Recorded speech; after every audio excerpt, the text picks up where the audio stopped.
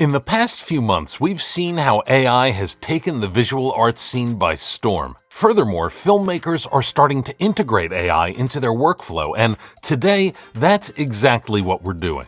We'll be making major alterations on an indoor shot or sequence, as well as attempt to pull off a post-apocalyptic type of shot, all with the help of AI.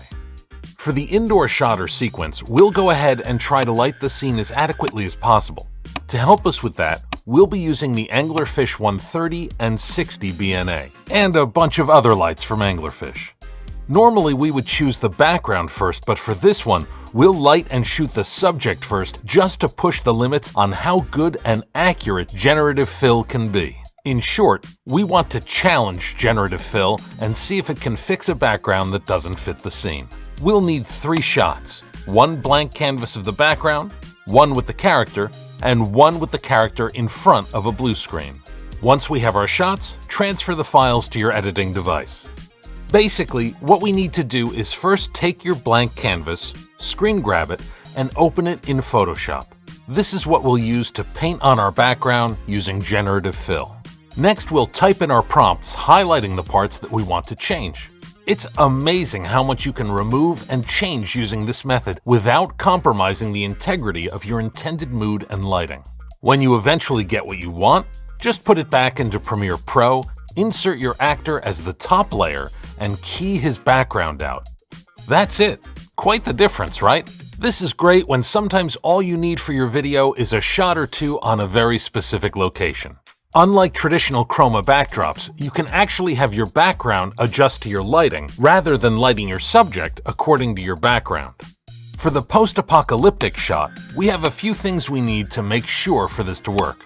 First, we'll be shooting this outdoors, which means we'll need to manipulate the environment using generative fill.